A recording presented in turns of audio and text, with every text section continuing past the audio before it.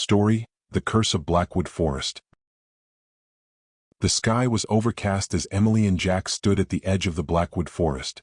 The trees towered above, their branches twisted like skeletal fingers. Emily shouldered her backpack, her eyes gleaming with excitement. Jack hesitated, his eyes scanning the mist-shrouded forest.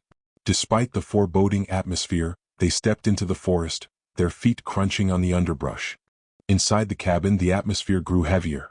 A cold breeze rustled the dust, and Emily felt a chill run down her spine. "I think we should go back," she whispered.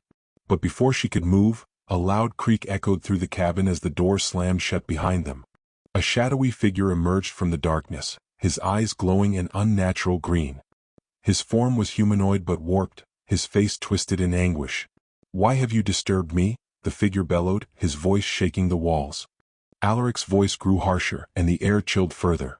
"This forest was once my sanctuary," he muttered. "I lived here with my wife Lilith. We loved this place, far from the cruelty of the world. But the villagers, driven by fear and ignorance, accused us of witchcraft."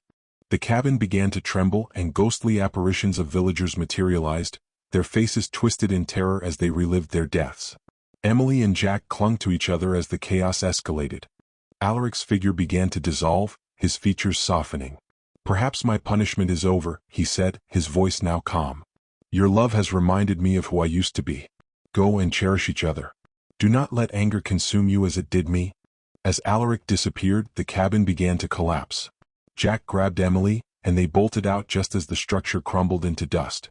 The forest was eerily silent, but the oppressive weight had lifted.